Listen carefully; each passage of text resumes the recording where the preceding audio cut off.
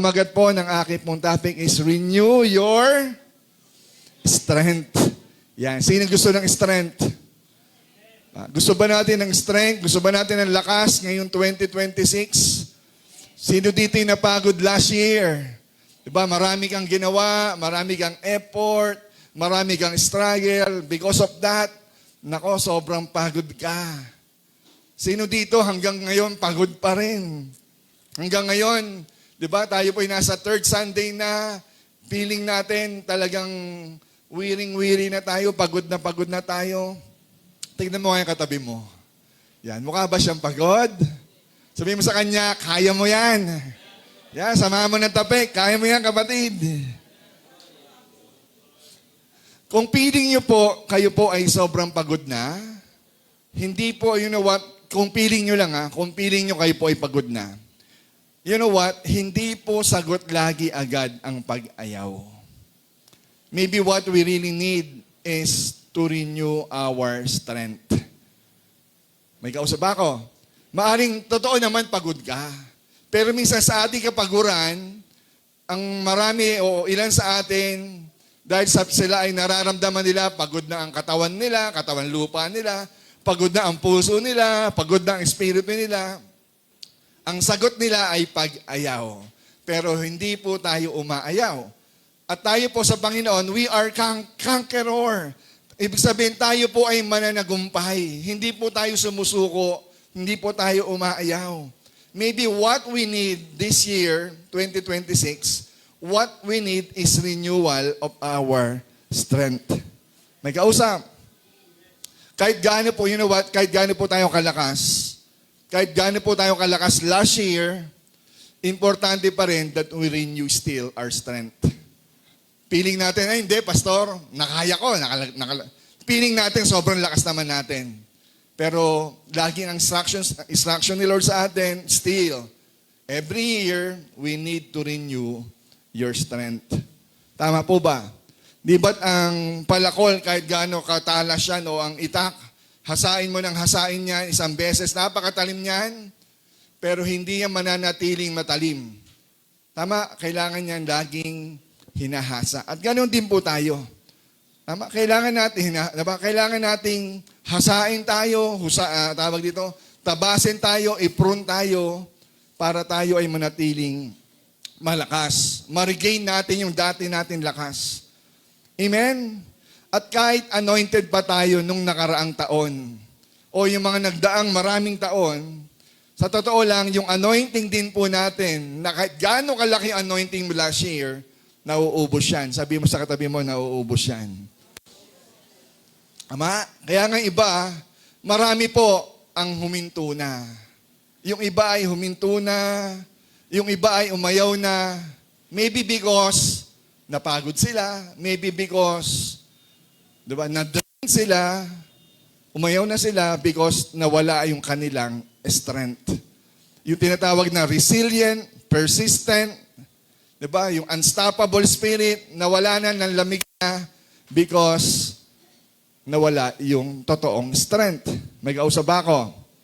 Diba, kahit mahal pa yung iPhone mo or cellphone mo, hindi ba't yung cellphone na yan, pakita mo nga, diba, nalolobat yan? Kahit kompleto pa yan ng load, diba? Dumarating yung time, nalolobat ka. Minsan nga kahit hindi ka naman, full charge ka naman, dumarating yung time, wala namang karga, wala namang data, ubos yung load mo sa internet. So, kahit mga bagay man, at lalong-lalo na ang tao po na-drain, nalolobat. Ama, tignan mo nga uli yung katabi mo. Yan, lobat ba yan? Sa Bible po, sasabihin ko po sa inyo yung totoo, yung mga great men of God, hindi po sila nanatiling malakas. Mga mighty men of God, dumarating yung point ng time nila sa kanilang mga victories, dumarating yung time na sila po ay napapagod din.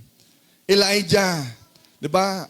Mga 500 prophets, kinalaban ni Elijah, mga false prophet, pero itong si Elijah nagtagumpay, nagpababa ng apoy, nagpababa ng ulan, and yet still, di ba, isang tao ang nagpabagsak sa kanya.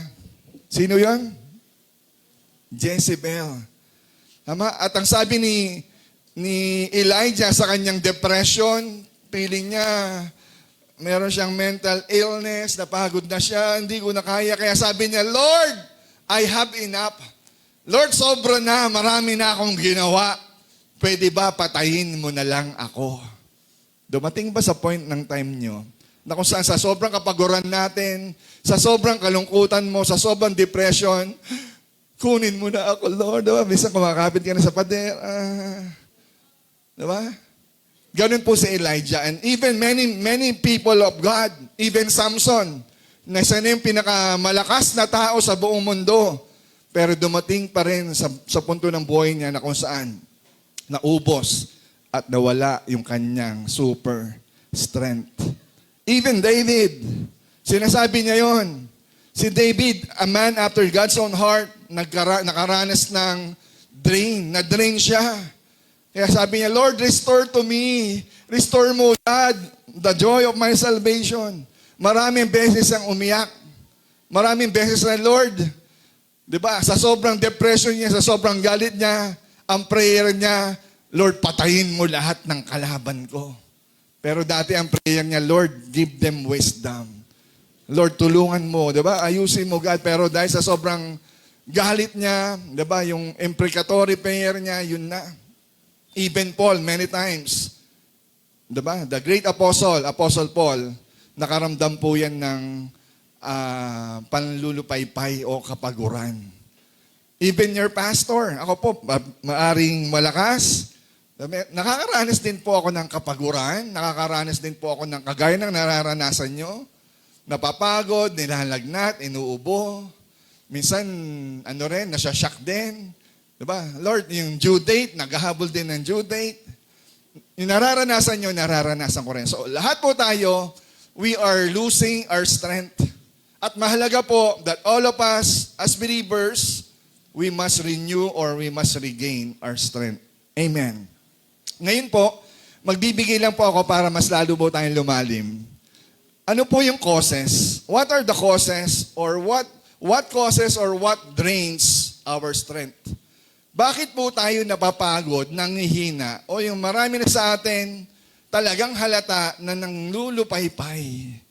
Ayoko na, ikaw na lang. Pag may nag-doorbell, pag may nag-alarm, cellphone, di ba? Ayaw natin gumala parang, lalo na kung sa dami ng problema mo. Iba-ibang reason. Magbibigay lang po ako ng ilan na reason kung bakit po tayo ay nadidrain or bakit, ano yung cause ng ating spiritual losing of our spiritual strength. Number one, because of delay. Sabihin nyo nga delay. Yan. Sino may delay dito? Diba? Actually, yung marami sa atin o iba sa atin nangangayaw, napapagod, nawawala ng lakas because of delay. Ang delay po na sinasabi ko, ito yung we are waiting for too long. Tama? Nadi-discourage na tayo because ang tagal-tagal na lang. Lalo na minsan yung ating pong mga pinapanalangin, Panginoon, how many times pinagpe-pray mo na yan, pero until now, hindi ka sinasagot ni Lord, or until now, no ang sagot ni Lord, or until now, hindi mo marinig si Lord. Remember Abraham. Diba? Si Abraham po at si Sarah ay nag-request, diba? Pinangakuan ni Lord ng anak, pinakitaan ng vision, ng dreams, na sila po ay magkakaanak na sindami ng bituin sa langit. Pero saan? Diba? For how many years? 10 years na, wala pa rin. Baka iba sa atin, Lord, gusto ko rin mag-anak. Until now, wala pa rin. And you are experiencing delay. Nalulungkot tayo, nanghihina tayo because there is delay. Si Abraham po nakaranas ng mahabang delay. 10 years. Kayo po, ilang taon na? Marami na. Di ba? Si Hannah, mas mahaba. Pero ito si Abraham, di ba? 10 years. Ang tanong niya, sasagot pa ba ang Diyos sa panalangin ko? Tayo ba may ganon? Panginoon, sasagutin mo pa ba to? Marami po ang nag-backslide. Hindi sa atin, sa iba. Marami po ang nag-backslide because Feeling nila, hindi naman sila sinasagot ng Diyos. May kausap ba ako? Delay. At si Abraham po at si Sarah, because nainip sila, anong ginawa nila? Pinangunahan nila ang Diyos. Uy, hindi ka anak. O tara, Abraham, may kilala ko, si Hagar. Yan. Pwede na yan, kahit ano siya. Hagar siya, di ba? Si Hagar. So ano nangyari? Nagkaanak. Si Abraham kay Hagar, si Ismael. Di ba?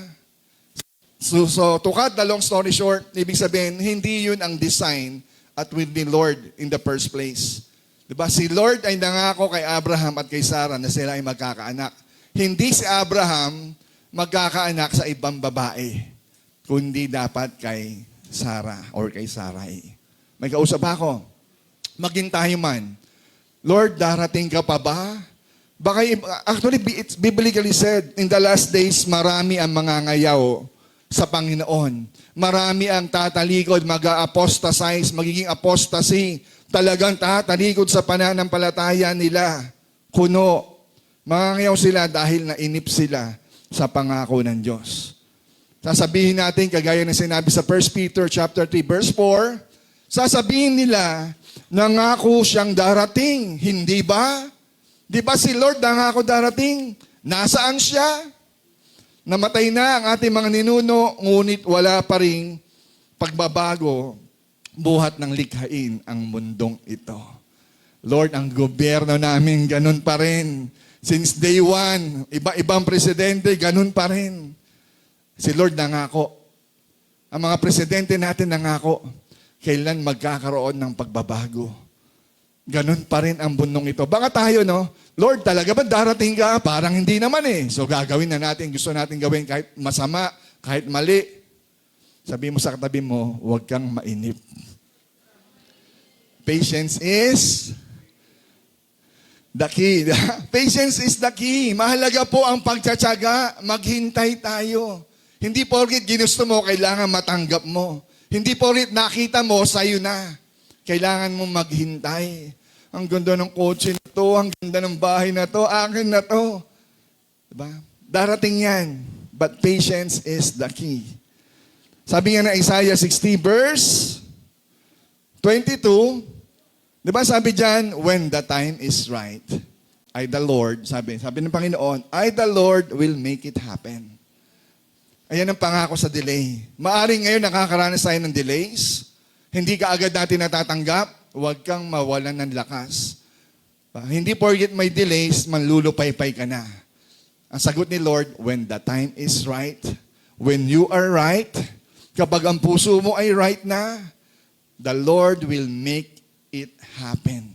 Papangyarihin ng Diyos sa kanyang takdang panahon. Sabi nga ng lola ni Dora, sa takdang panahon. That's number 1. Amen. Delay. Number 2, ano ang causes ng losing of our strength? Because of suffering and trials. Baliktarin natin, trials and suffering. Tama? Marami ang umaayaw, marami ang nawawalan ng lakas because of these sufferings and trials na nararanasan nila sa buhay nila. Maari yung hardship mo, may hardship na nga, pero bakit ang tagal-tagal? Sino nakaranas niyan? Yung hardship nila, Lord, ang tagal ko na rito ha. Taon na binilang, nandito pa rin ako ha. Diba? Ganito pa rin kami. Yung iba, umangat na. May third floor na, up and down na. Diba? Congratulations po. Gusto ko pong i-congratulate.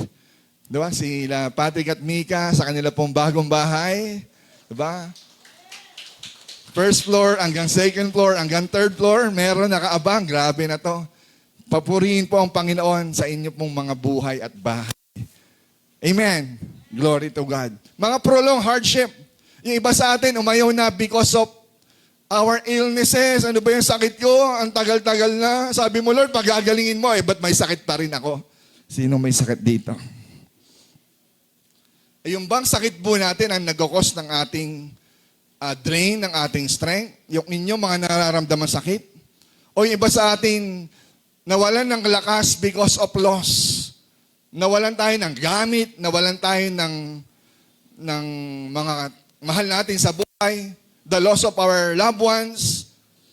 Dahil may loss, yung ba ang nag-cause ng inyong, tawag dito, losing of strength? Or mga opposition, lagi na lang may opposition, lagi na lang may opo, wala bang ano ba? Lagi na lang may kontra. Dahil pa may kontra, mangangayaw na tayo at nawawalan tayo ng lakas. O baka marami sa atin dito, nanghihina siya kapag walang, alam nyo, manghihina. Di ba? Kaya nga sabi nila, kapag tinapatan, di ba, meron doon nahihilo. Nahihilo ko. Ang gamot ay therapy. Di ba? Hindi therapy, no? Pag tinapatan, malakas na ako. Ganun yung iba, no? Talagang therapy. You know what? Suffering and trials. Kasama po sa buhay yan. Huwag na po tayong malungkot, kapatid. Huwag mong isama sa listahan mo ang suffering at trials para manghina ka. Are you with me? John chapter 16 verse 33. Sabi dyan, I have told you this so that in me, sabi ni Lord, in me you may have peace. Dahil kasama mo si Lord, may peace ka. At ang sinabi niya, take heart. I have overcome this. Tibayan mo ang loob mo. Sabi mo sa katabi mo, tibayan mo loob mo. Normal na yan. Why? Because in this world, you will have tribulation. Sa ibang salin, yun yung nakalagay. Sa ESV, in this world, you will have troubles. Hindi sinabing porkit na born again ka. Hindi sinabing porkit umaating ka ng simbahan, ang buhay mo ay hay-hay, taas ang paa. Hindi laging ganon. Pero si Lord, may biyaya, may blessing. Pero tatapatin ko po kayo, in this world, we will have troubles. Na maaring ngayon, kampante ka, maayos kayo, pero dumarating yung time, biglang nagkakaproblema. Why? Because in this world, we will experience troubles. Kaya pa ba? Ayaw natin, pero this is the truth. At kailangan natin matutunan. Kasi kung nakaasa lang tayo lagi sa hayahay, sa biyaya, pag nakaranas tayo ng konting hirap, nangangayaw tayo. We need to know these things because in this world, we will experience troubles. Tanggapin na po natin yan. Pero si Lord may advice, take heart. I have overcome this. Amen. Kung napagtagumpay na ni Lord, panampalatayan na natin yung struggles po natin ngayon, yung mga finances struggle natin, makakayanan natin yan because God overcame it. Tanggapin natin, we will have troubles, iba-ibang klaseng troubles, pero wag yun ang maging dahilan ng kahinaan natin. Amen. Pangatlo, anong causes ng losing of our strength? Guilt and sin. Sabihin nyo nga, guilt and sin. Yan, number 1 po yan. Kasalanan. Bakit ka nagigilty? Wala nang iba kundi yung kasalanan natin. Bakit tayo nanlulupay-pay? Kasi nagigilty ako eh. Bakit ka nagigilty? Because there is unresolved sin. May mga kasalanan na hindi nare-resolba. May mga kasalanan na paulit-ulit. That's why napapagod ka na parang walang nangyayari sa'yo. Paulit-ulit lang, ikot-ikot lang ang buhay mo sa kasalanan because nakababad ka dyan. Guilt and sin ang number 1 na nagpapahina po sa Kristiyano. Amen po ba? Kung Kristiyano ka, tapos hindi ka, nagpapahina talaga yan. Ang kasalanan. Number 1 na nagpapahina sa Kristiyano ay ang kasalanan. At madalas, di ba? At madalas, hindi naman yung kapwa natin ang nagko-condemn po sa atin eh. Ang nagko-condemn po talaga sa atin, hindi yung katabi mo. Ang number 1 na nagko-condemn sa'yo, puso mo. Sabihin mo sa kanila, puso mo. O, puso mo ha. Bakit? 1 John chapter 3 verse 20. Sabi po dyan, wherever our heart condemns us. God is greater than our heart and He knows everything. Pero ang point ko lang po dito sa text na to, ang nagko-condemn po sa atin, our heart condemns us. Ang umuusig talaga sa atin, hindi yung katabi mo. Ang umuusig sa atin, hindi po kayo iniusig ni pastor. Si pastor, makikita naman ako pag sasabihin na naman ako niyan. Normal na pagsabihan tayo, normal na i-correct tayo, pero hindi ko kayo kinokondemn. Ang nagko-condemn sa atin, ba't tayo nalulungkot at nanghihina? Because of your sin. Your sin condemns you. Kasi ang puso mo, ayan na magkokondena sa'yo. Mali ang ginagawa mo. That's why, yun pa. Actually, kaya nanghihina o umaalis ang tao sa church because of two things. Ilan? Two things. Pakinggan nyo na lang, hindi ko na nilagay sa point ko. Number one, unang punto, bakit sila nanghihina or sa panghihina nila umaalis sila? Because they don't want to be controlled. Tayo man, ayaw natin to be controlled. But what I'm saying is, we don't want to be corrected. Pag ayaw nyo magpa-correct, ayaw nyo magpatama, talagang ang reaction niyan, aalis. Pangalawang bagay, bakit tayo umaalis? Bakit ang tao umaalis? Because their sin is condemning them. May kausap. Si pastor, hindi kayo ko-condemn. Iko-correct kayo, itatama kayo. Minsan nga, sinisikreto natin yung mga kasalanan eh. Pero, kapag ang taas-taas ng kasalanan, kasi paulit-ulit, that's why it condemns us. At dahil sa condemnation na yon, dahil sa guilt na yon, nahihiya na tayo. Ang kasalanan, may kalakip yan na kahihiyan. At ayan ang magtutulak sa atin para malayo tayo sa Diyos. Kaya tigilan po natin ang paggawa ng kasalanan. Lalo na't pag kayo ay nabisto, wala na kayong mukhang iharap. Naku, nakakahiya. Why? Sino pa nagko-condemn sa inyo? Si pastor ba? Si mentor ba? Hindi kayo ko-condemn ng kapatid. Yung kasalanan mo ang magko-condemn sa iyo. Sa puso mo, may kausap. Ayun yung dalawang bagay. You don't want to be controlled and the sin is condemning you.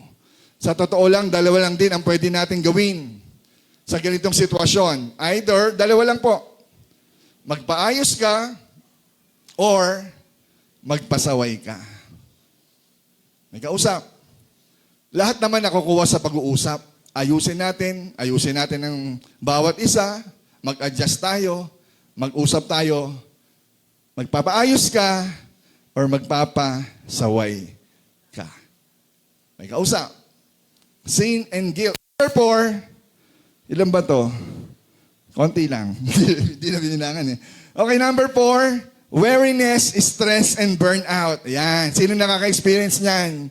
Nanghihina tayo, napapagod tayo because pagod na pagod. We are weary. We are stressed. Ang daming nakaka-stress sa utak. Ang daming requirements, ang daming deadline. Tapos ang daming iba-iba naririnig mo, ang daming mong gawain. Nakaka-stress hanggang sa ma-burnout na tayo. Sabihin nyo nga, burnout. Diba? Talaga, pag sinabi pong burnout, wala na, exhaust ka na. Hindi ka na makapag-isip ng tama. Gusto mo nang sumuko, pagod na ako, ayoko na. Amen po ba? Na-experience nyo ba yan? We are weary, we are stressed, we are burnout. Bakit po natin nararanasan yan? Ang tawag po dyan, sobrang kapaguran. Sumusuko tayo, nangangayaw tayo, nawawalan tayo ng lakas kasi sobrang pagod ka na. Baka pagod ka na. Hindi ka pagod physically pero ang puso mo pagod na. Baka ang spiritual mo pagod na rin. O baka yung katawang lupa mo pagod na. May kausap. Isaiah 40 verse 30. Even youths, sabi nyo nga youths. May mga youth ba rito? Diba? Youth known for their vigor and strength. Pero even youths grow tired and weary. And young men stumble and fall. What I'm saying is we are all prone to weariness, stress, and burnout. Hindi lang ang mga leader ang nababurnout, maging ang young people. Tignan nyo nga yung mga young people na yan. Youths grow tired and weary. And even young people, young men, stumble and fall. Kaya nga, yung iba nahuhulog sa tukso eh. Mga kabataan, malakas ako, kaya ko to. But even young people, even our young generation, grow tired and weary. Amen po ba? So dapat nating bantayan, ingatan at muling palakasin po ito. You know what? Minsan yung sermon ko po, O sermon na lang ng iba, wag na ako. Sermon na lang ni Pastor Joseph. Minsan kahit maganda yung sermon, pero minsan feeling mo hindi ka blessed. Di ba? Yung iba, tagtataas ng kamay, umiiyak, pumapalakpak, pero ikaw,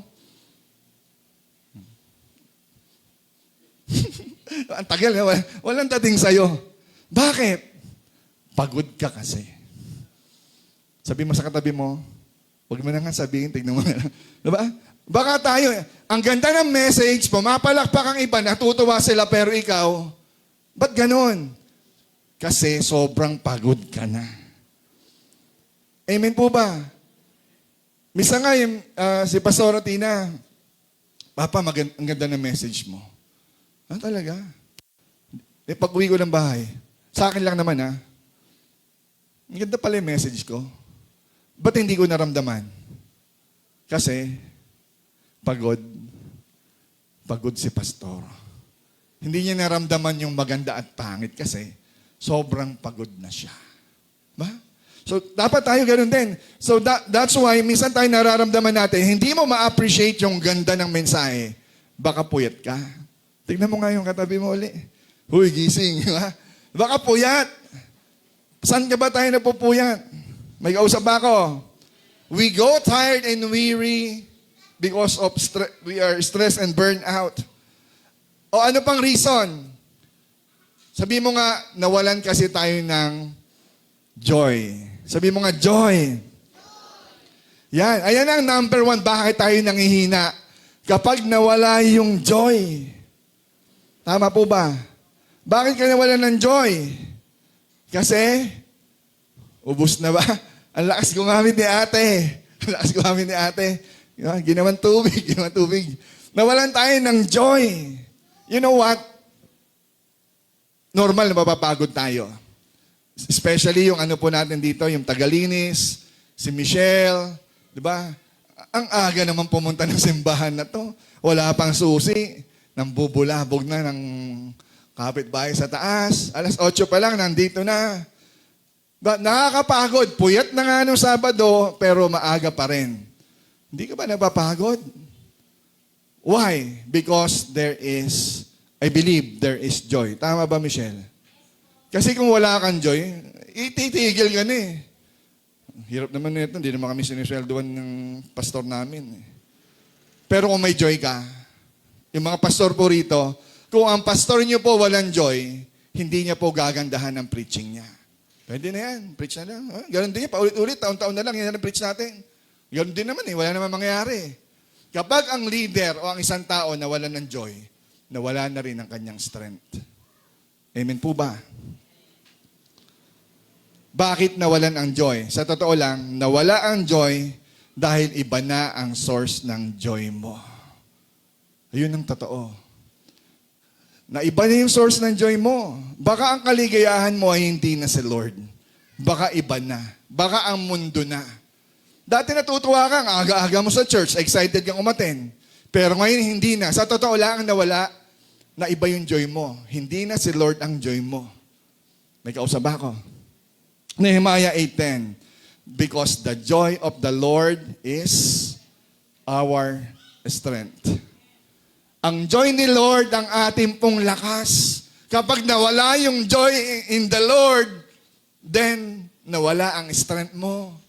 Kaya kapatid, ingatan mo ang joy mo kasi ang joy mo ang magsisilbing lakas mo.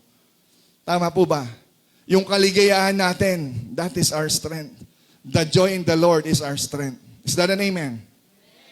Kaya nga si David minsan umiiyak siya eh. Diba, Lord, di ba tayo minsan pag may kasalanan tayo, wala, hindi na ako ligtas. Ayaw na ako. Feeling ko, hindi na ako ligtas, hindi na ako saved, hindi na ako totoong Kristiyano. You know what? Ang prayer ni David, marami siyang kasalanan. Ang tindi ng kasalanan niya. Pero ang prayer niya, Psalms 51 verse 12, Lord, restore to me the joy of my salvation. Hindi niya sinabing, Lord, wala na akong kaligtasan, nagkasala ako, pupunta na ako ng impyerno. Hindi niya sinabing, Lord, restore my salvation. Lord, iligtas mo ako uli. Ang Kristiyano, tinanggap si Lord, ligtas na. Hindi mo na kailangan, Lord, iligtas mo ako uli. Kasi totoo sa puso mo eh. Maliban na kung di totoo, Sabihin mo yun, Lord, iligtas mo ko. Kasi di totoo yung salvation ko noong una. Pero kung totoong tinanggap mo si Lord, ang magiging prayer mo na lang, Lord, please restore to me the joy of my salvation. Hindi nawala ang kaligtasan. Ang talagang nawala sa'yo, bakit ka nakalugmok, is the joy. Kailangan ibalik ang joy sa'yo. Amen po ba? At makukuha mo lang yon, hindi sa pera, hindi sa panalapi, hindi sa tao. The real joy comes from the Lord. Amen. Kasi kung sa tao tayo titingin, mapapagod tayo, manghihina tayo, madidiscourage tayo. Pero ang strength natin is from the Lord. Because the Lord is the source of our joy. Amen. Kapag tayo po'y pagod, ito po ang sabi ni Lord. Sa lahat po sa atin, totoo naman napapagod po tayo. Pero paulit-ulit, pinipreach po ito, Matthew 11:28, come to me, all of you who are weary and heavily burden or labor, I will give you rest. Sa lahat kayong napapagod, sinong pagod dito? Taas ang kamay.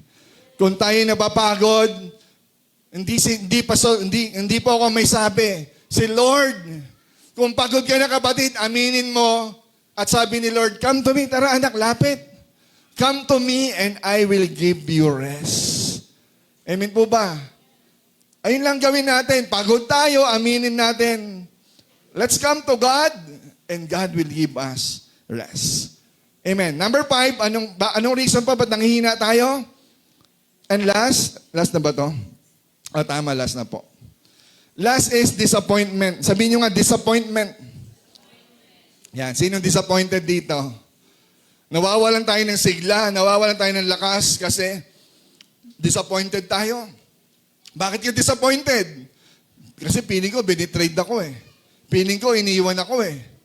Ba? I am wounded, I am hurt, I am offended, I'm disappointed, napoprostrate na ako. Aayaw ka na. Pag ganun ang nararamdaman mo. 2 Timothy chapter 1, verse 15. Sabi ni Paul, the great apostle, sabi niya, you know what? You know that everyone in the province of Asia has deserted me, including Phygelus and Hermogenes. Diba? Tinagalog yan. Hermogenes ba yan? Hermogenes. Diba? Are you with me? Minsan tayo maging sa simbahan, hindi naman ako sinamahan ni brother eh. Dati kasama ko yun, ngayon ako na lang mag-isa. Lahat sila, iniwan ako. Ako na lang talaga mag-isa. Nakaka-prostrate, nakaka-discourage, nakakapagod, nakakaubos ang lakas ang mag-isa. May kausap ba ako? Ako na lang yata mag-isa. Diba? Pag tayo na lang lagi mag-isa, nasanay na tayo na mag-isa na lang. Pag may problema, ako na lang lagi ang nag-iisa rito.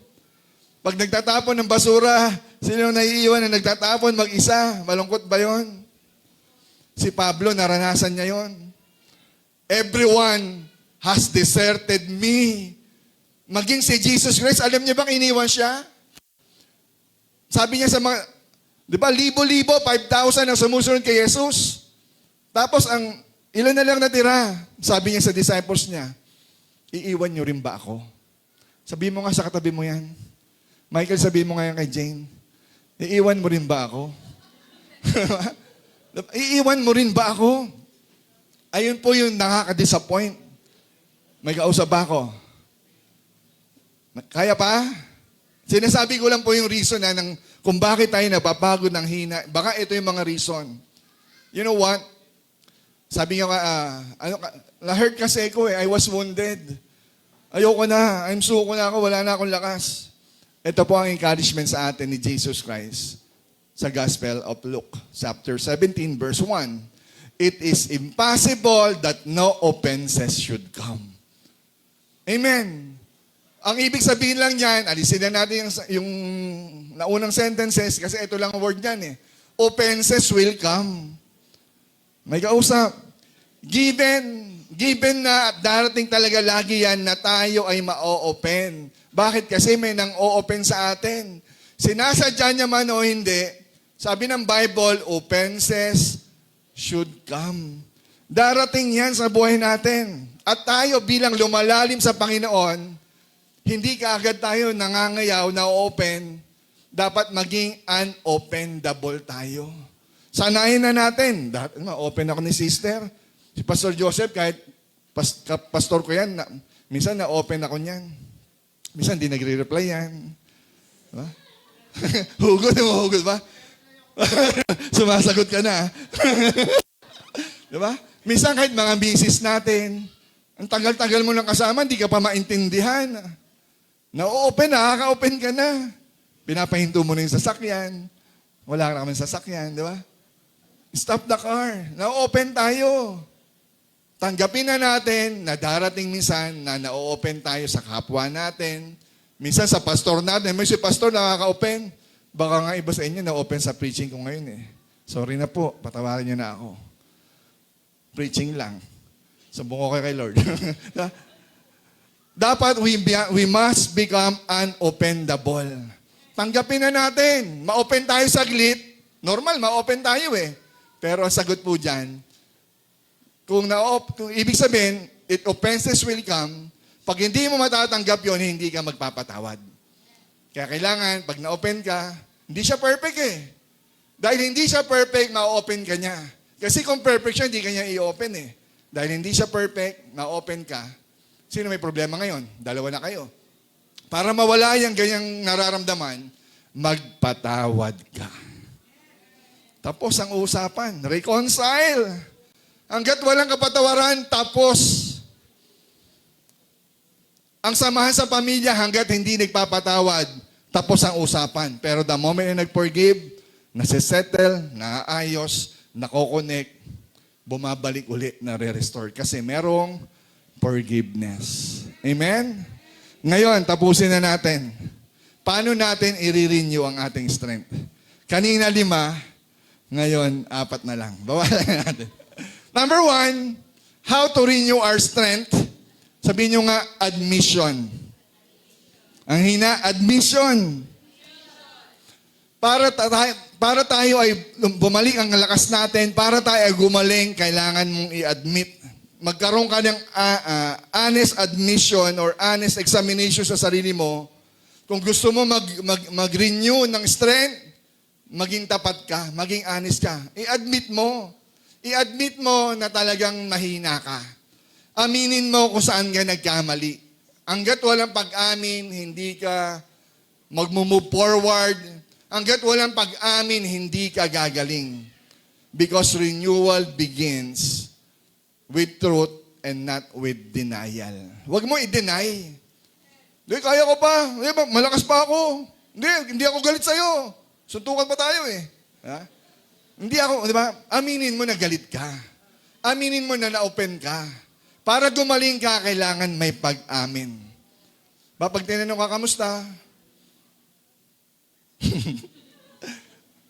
Diba? Hindi, okay lang ako. Duguan ka na, tumutulo na yung dugo mo eh, hindi ka pa umaamin. Diba? Duguan ka na, ayaw mo pang umamin. Obvious na. Sabi mo nga sa tabi mo, umamin ka kasi. Huwag na natin i-deny. Huwag mo nang i-deny that we neglect our prayer life. Huwag nyo nang i-deny that you neglect your devotion, napabayaan natin. Huwag mo nang i-deny na okay pa ako. 2026, ngayon pa lang, huwag mo nang i-deny na malakas ka. Sabihin mo, nagko-cop up ka, nagmo-move forward ka, aminin mo kung nasaan estado ka. May kausap ba ako? Tignan nyo nga yung next slide na yan. Hindi, kaya pa yan. Iikot pa yan. Ba? Andar pa, abot pa kami ni Baby Sia. Andar pa eh, umiikot pa eh. Pag dininay natin ang gulong mo, kalbo na, magkakaproblema ka. Hindi, andar pa yan. Bilog pa naman yan eh. Tama ba yun? Hindi ka uusad kung mamumuhay tayo sa denial. Aminin natin na nagkulang tayo, na kalbo na ang gulong natin. Walang production o progreso mangyayari kung di mo aaminin ang totoo. Huwag mong i-deny. Sabi dyan, God does not renew what we hide. Hindi babaguhin ng Diyos yung mga bagay na itatago mo. Yung sakit mo, kaya hindi ka gumagaling kasi ayaw mong magpa-consult. Ayaw mong aminin na may sakit ka. Hindi. Okay ako, malakas ako. Diba? Tapos bigla ka na lang, tutulala. Aminin natin kung saan tayo nagkulang. Aminin natin yung kasalanan po natin. You know what? Kahit si Lord, sa totoo lang, hindi ka patatawarin ng Diyos sa mga kasalanan hindi mo hinihingi ng tawad. Amen? Ini-skip mo eh. Lord, patawarin mo lahat ng kasalanan ko, pero patuloy mo namang ginagawa. Patuloy ka naman hingi, Lord, patawarin mo lahat ng kasalanan ko. Aminin mo yung detalye. Lord, patawarin mo ako, Lord, nagnasa ako sa ibang tao. Kala ko kasi misis ko. Mali yun. Ang importante, umaamin. Hindi ka patatawarin sa mga bagay na hindi mo kino-confess. May kausap ako. Ano, abe, pa, sorry ah. Ano, sorry? Hindi ka pwede magpatawad sa mga bagay ba? Aamin ka sa asawa mo, sorry ah, sa kasalanan ko. Hindi mo pwede sabihin, pinapatawad na kita kahit hindi mo sabihin. Wala po sa Bible nun. Ang kasalanan sa Bible, kino-confess. Amen po ba? Yung kasalanan ni David, sinabi niya yun. Lahat. Lord, sa iyo ako talaga nagkasala. Hindi man na-detalye sa Bible yon, pero tayo man, gusto natin, sabihin natin yung kasalanan natin nagawa. Amen. Aminin po natin now, aminin mo na pagod ka. Katulad ni David, pwede rin natin sabihin, Lord, restore to me my salvation. Restore to me the joy of my salvation. Or, Lord, restore to me my strength. Talagang pagod ako, Lord, nahina ako. Nangangayaw na nga po talaga ako. Pwede ba, Panginoon, aaminin ko, pwede bang i-restore mo yung aking kaligtasan? Amen. Number 2. Paano natin i-restore ang ating lakas? Repentance. Sabihin nyo nga, repentance. Kailangan natin mag-confess. Kailangan natin mag-repent. Acts chapter 3, verse 19. Sabi dyan, repent, then, and turn to God so that your sins may be wiped out. That times of refreshing. That times of refreshing may come from the Lord. Alam niyo yung kanta na yan? Times of refreshing. Ito, lapit ako dito. Ate Banji, pwede bang pakanta? Times of refreshing, here in your presence, no greater blessing than being with you. My soul is restored, my mind is renewed. There's no greater joy, Lord, than being with you. Naiyak na kayo? Times of refreshing. Ayan po ang kailangan po natin. I-refresh. Diba? Times of refreshing. Kulang tayo sa refresh eh. Ayun ang kailangan natin na gusto ni Lord ibigay sa atin at ibibigay niya yan.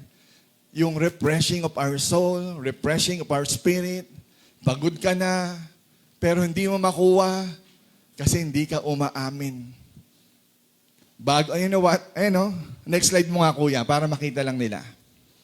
Bago ang times of refreshing, laging una ang repentance.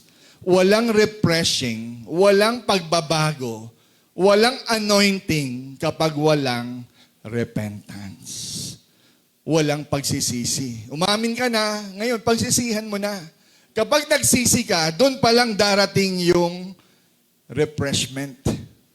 Yung malamig na buhos ng Panginoon. Wow!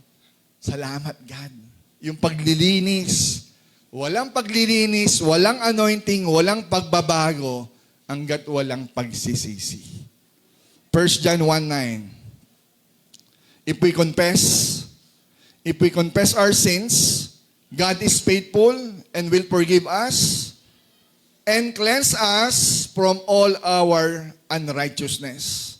Bago ka linisin ng Lord, ano raw unang gagawin mo? Confess. Mamaya may anointing po tayo rito. Sasabihin ko po sa inyo, ngayon pa lang, kahit pahiran ko kayo ng langis, kung hindi po natin i-adapt yung repentance, langis lang to. Kumintab lang ang ulo mo, ang noo mo. Walang anointing doon. Hindi to ritual. Ito po ang kapangyarihan Diyos. Ginagawa po biblically yan. Pinapahiran ng langis, pero hanggat walang pag-amin, walang paghingi ng tawad, walang pagtanggap, walang uhaw at gutom sa Panginoon, kumintab ka lang. Diba? Nagka-oil ka lang. Sana oil. Pero hindi natin gusto ng oil. Gusto nating anointing. Gusto natin yung presensya ng Diyos. Mangyayari lang yan if we admit and if we confess to God. Amen po ba? Walang renewal hanggat walang confession. Pangatlo, dalawa na lang, waiting on the Lord. Paano tayo magre-renew ng strength? We must wait on the Lord. Basahin nga natin yung verse. Sabi po dyan, Isaiah 40 verse 31. But to all who wait on the Lord shall renew their strength. They shall mount their wings like eagles. They shall run and not weary. They shall walk and not faint. Kapag tayo raw po ay naghintay, di ba, ibang translation yan, kung tayo raw po ay umasa sa Panginoon. Kasi yung umaasa, naghihintay. Walang umaasa na hindi naghihintay. Lahat ng umaasa, naghihintay yan. Kasi hindi mo pa natatanggap eh. And you are hoping na ayun ang gusto ni Lord sa atin. Those who wait on the Lord shall renew their strength. Yung maghihintay lang yung makakatanggap ng lakas. At kapag nangyari yun, tulad ng agila, tayo ay lilipad. Iaangat natin ang ating mga pakpak na parang mga agila. Tatakbo tayo na hindi tayo manghihina. Maglalakad tayo na hindi tayo napapagod. Why? Because we hope and we wait on the Lord. Hinihintay ba natin ang Diyos? Saan natin hinihintay ang Diyos? Sa panalangin. Kung hindi ka nananalangin, paano ka naghihintay? Naghihintay ka ng blessing, hindi ka naman lumalapit, hindi ka naman nag-hope sa panalangin mo, hindi ka naman lumuluhod. Dahil babad tayo sa mundo, babad tayo sa kung saan-saan, babad tayo sa TV, babad tayo sa Netflix. Nag-hope ka niyan, ha? May kausap ba ako? We must wait on the Lord. Waiting on the Lord means hoping, means trusting, means a constant fellowship and intimacy with the Lord. That is waiting on the Lord. Hindi yung waiting on the Lord ka, kumikilos ka na ng sarili mo. Ang nagwe-wait sa Panginoon, naghihintay sa panalangin. Umiiyak. Hindi yung pinangungunahan natin si Lord. Nakita niyo ang agila na yan? Diba? Lalo ang Philippine Eagle. Ang ating pambansang ibon. Tinirit ng ibon. Tinirit ng maya. Tayo po ay agila. Ang agila po, kilala sa bilang malakas na ibon sa lahat ng ibon. Mataas lumipad, lumalagpas sa ulap, ang taas niyan, pero ang linaw ng mata niyan. Tapos pag yan dumagit, yari ka dyan. Agila yan eh. Diba? Matapang yan, pumapatay ng mga ahas yan. Pero you know what? Ang agila po, marunong maghintay. You know what? Ang agila po, pag umidad po yan ng... Mahaba po ang edad niyan eh. I think umaabot po ng 40 years. At those years, kapag umabot po ng matanda po yung mga ibon na yan, meron silang tinatawag na process of waiting. Di ba yung mga balahibo niya, yung pakpak niyan, pag tumanda yan, nakakalbo yan. Huwag mo tignan katabi mo. Hindi yung ibon, di ba? Nakakalbo yan yung agila na yan. At ang gagawin niya, maghihintay yan ng panahon, hindi yan magpapakamatay, wala na akong pakpak, hinto na ako. Naghihintay ng matsagayan. At yung kuko niya, pag humaba, dati patulis, pag humaba kasi kuko niya, bumabaluktot. Mahirapan ng kumuha ng pandagit. At ang tuka niyan, sa sobrang haba niyan, nakayuko na. Hindi na ugma. You know what? Ang ginagawa ng ibon sa kanyang process of waiting, yung kanya pong mga kamay na baluktot, pumupunta yan sa matataas na bundok na may mga matutulis, doon niya hinahampas yung kanyang mga paa.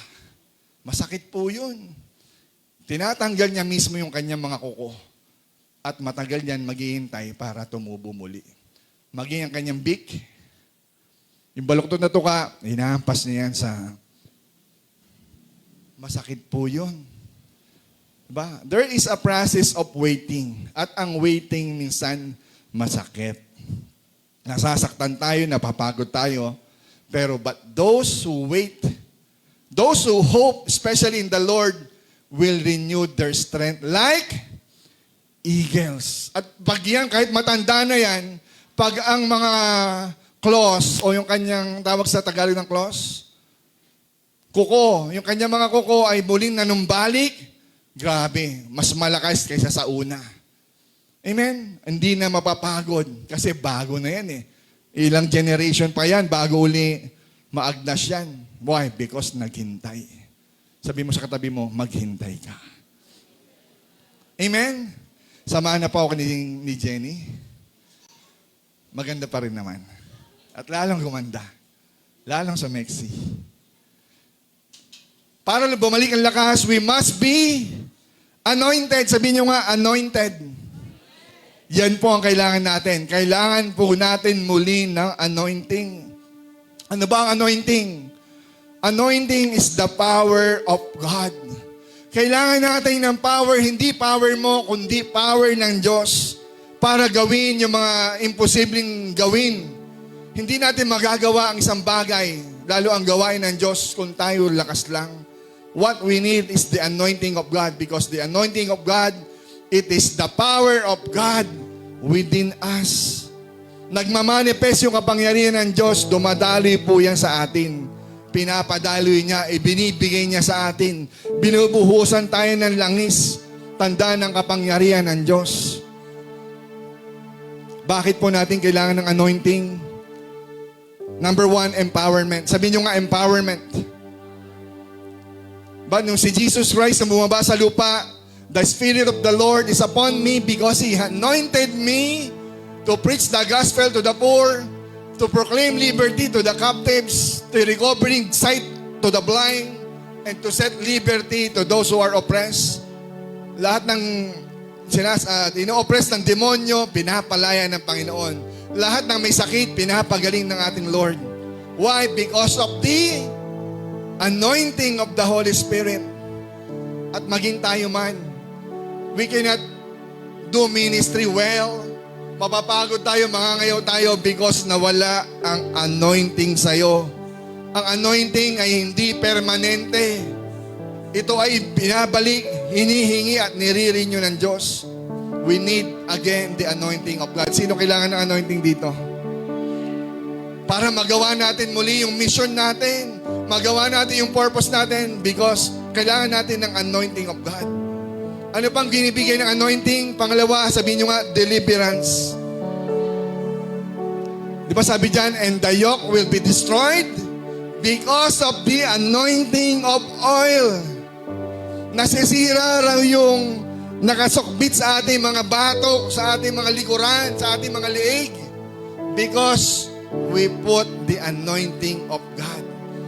Yung ibang interpretation po ng scholars po dyan, the yoke is yung ating pong mga bigatin. Ang nagpapabigat po sa atin minsan yung mga karga natin, mga kasalanan, yung mga demonyo.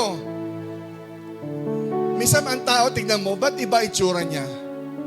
Kung meron kang discernment, alam mo may karga yan. May something dyan. At mawawala lang ang karga na yon the moment willing ka isuko or willing kang mabahiran ka ng langis. Mababago ang aura mo, mababago ang buhay mo because of the anointing of oil. Lastly, pangatlong bagay, anong purpose ng anointing of oil na ginagawa po natin? Sabihin nyo nga, healing. Pwedeng healing physical, pwedeng healing emotional or spiritual.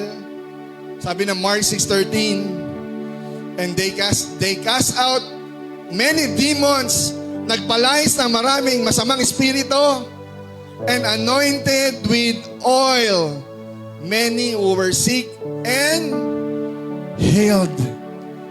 Ang tao po ay gagaling because of the anointing.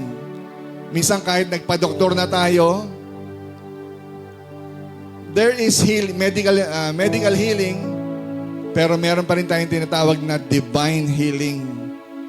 Ang imposible sa tao, posible sa Diyos. Kaya nga may healing eh. Hindi ito nagagawa ng tao.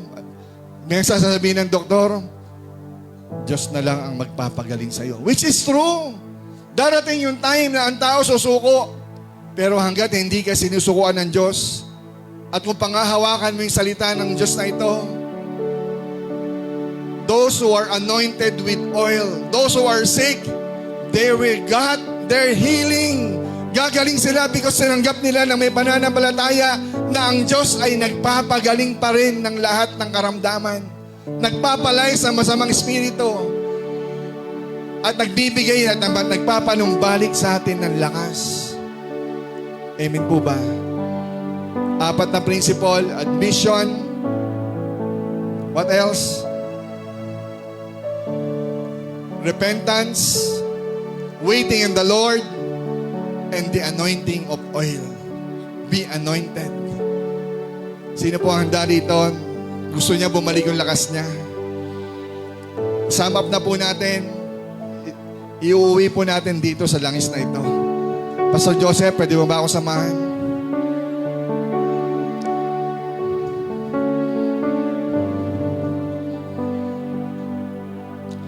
Ngayon po ay magkakandak po kami ng anointing of oil.